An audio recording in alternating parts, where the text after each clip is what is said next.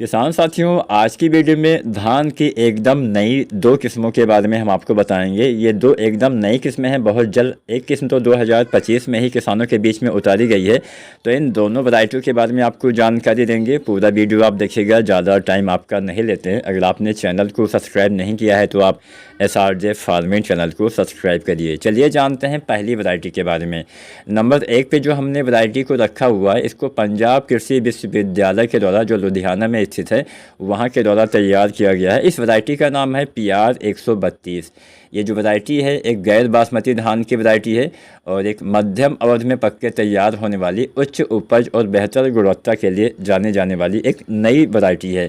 किसान साथियों, धान की ये वैरायटी जो है PR की ही अगर हम दूसरी किस्मों से तुलना करें, PR 131, 130, 128, 126 जो पुरानी किस्में थोड़ा हैं, उनसे सबसे ज़्यादा उत्पादन ये धान की नई वैरायटी देने वाली है। उत्पादन क्षमता की बात की जाए तो औसतन पैदावार 31.5 कुंटल यानी 31.5 कुंटल औसतन पैदावार देने की क्षमता ये धान की नई वैरायटी रखती है, जो कि PR धान की जो अन्य किस्में हैं उनसे थोड़ा ज़्यादा है। अगर हम PR 131 से तुलना करें तो उससे लगभग आधा कुंटल ये ज़्यादा पैदावार देती है, तो काफ़ी अच्छा आप मान सकते हैं। और इसमें एक सबसे बड़ी विशेषता है कि इसमें दूसरे किस्मों की तुलना में जो यूरिया की खपत होती है वो 25% तक कम होती है। अगर हम PR की ही दूसरी वैरायटियों की बात करें तो उनसे भी लगभग 25% तक यूरिया आपको इसमें कम डालना पड़ेगा, यानी कम यूरिया में भी ये बढ़िया उत्पादन देती है। लगभग 110 से 111 दिन में रोपाई के बाद ये फसल जो है पक के तैयार हो जाती है, यानी एक मध्यम अवधि की वैरायटी है। इस वैरायटी में जो चावल की रिकवरी दिखाई देती है वो काफ़ी अच्छी है। 70% के आसपास इसमें चावल निकलता है, जबकि PR 126 में 67% के आसपास जो चावल है उसकी मतलब जो मिलिंग है वो होती है। तो ये वैरायटी भी आप लगा सकते हैं। ये धान की नई वैरायटी है और एकदम आप इसकी सीधी बिजाई भी कर सकते हैं। सीधी बिजाई में पानी की भी बचत आपकी हो जाएगी। तो ये वैरायटी भी आप लगा सकते हैं। एक अच्छा उत्पादन देने वाली, कम नाइट्रोजन खर्च करने वाली धान की एक उन्नत वैरायटी है। तो इसका भी चुनाव आप किसान साथी निश्चित ही कर सकते हैं।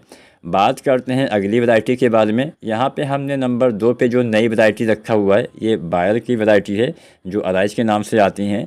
अराइज 8455 DT धान की यह वैरायटी बीमारी के प्रति बहुत अच्छी सहनशील वैरायटी है और बायर क्रॉप साइंस के द्वारा इसका विकास किया गया है। और ये जो वैरायटी है अराइज 8455 DT के नाम से आती है। किसान साथियों, उच्च उपज देने की क्षमता यह वैरायटी रखती है। ये 30-35 कुंटल इससे ज़्यादा भी उत्पादन दे सकती है। एक मध्यम अवधि की वैरायटी है। 130 से 140 दिन के आसपास के समय में ये जो फसल है ये पक के आपकी तैयार हो जाती है। इसकी बालियाँ लंबी होती हैं, घनी होती हैं, बालियों में अच्छे ज़्यादा दाने आते हैं। प्रति बाली 300 से 340 दाने तक हो सकते हैं और इससे ज़्यादा भी दाने हो सकते हैं। बीमारी के प्रति जैसा कि मैंने बोला बहुत अच्छी सहनशीलता पाई जाती है। इसमें BLB की प्रतिरोधी क्षमता पाई जाती है। BLB यानी बैक्टीरियल लीफ ब्लाइट, जो कि धान की इतनी घातक बीमारी होती है कि अगर इसका अटैक हमारी फसल में हो जाता है तो हमारी फसल में आधे से ज़्यादा तो नुकसान हो जाता है। कई बार 50-60% तक भी नुकसान देखने को मिल जाता है। तो इससे बचने का सबसे आसान उपाय है कि BLB प्रतिरोधी किस्मों का चुनाव करना, जिसमें BLB की जो खतरा है वो काफ़ी कम या ना के बराबर होता है। इसके अलावा इसमें BPH के प्रति भी प्रतिरोधी क्षमता पाई जाती है। BPH एक ऐसा कीट होता है जो हमारी फसल से रस चूसता रहता है, पत्तियों से, हमारे बालियों से, जिससे हमें हमारी फसल को नुकसान पहुंचता है, उत्पादन में कमी आती है। BPH को हम ब्राउन प्लांट हापर के नाम से जानते हैं। तो ये भी आप मतलब इसकी भी प्रतिरोधी क्षमता इस वैरायटी में पाई जाती है। इसके अलावा गिरने के प्रति बहुत ही अच्छी ये वैरायटी सहनशील है। जल्दी ये फसल जो है वो गिरने वाली नहीं है और इसके जो दाने होते हैं मध्यम पतले होते हैं।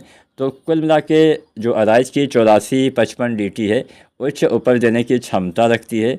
रोग कीट की प्रतिरोधी क्षमता इसमें अच्छी पाई जाती है, जिससे आपका जो दवाओं के ऊपर खर्चा आता है, जो कीटनाशकों के ऊपर खर्चा आता है वो कम होने वाला है। फसल गिरने की संभावना भी कम दिखाई देती है और अच्छी गुणवत्ता वाला आपका चावल भी देखने को मिल जाएगा। तो कुल मिला के अच्छी वैरायटी है, नई वैरायटी है, आपके लिए अच्छा विकल्प साबित हो सकती है। ये दोनों किस्में बेहतर हैं। जो भी किस्में आपको अच्छी लगे, पसंद आए, उनका चयन आप करके लगा सकते हैं। अपने तरफ से भी आपको खोजबीन करना है, केवल हमने बता दिया तभी आपको नहीं लगाना है। आपको खुद से भी थोड़ा सा रिसर्च करना चाहिए ताकि आपको और बढ़िया वैरायटी मिल सके। आज की वीडियो जानकारी पसंद आई हो तो वीडियो को लाइक करना मत भूलिएगा, और SRJ फार्मिंग चैनल को सब्सक्राइब नहीं किया है तो चैनल को भी सब्सक्राइब करिएगा। धन्यवाद।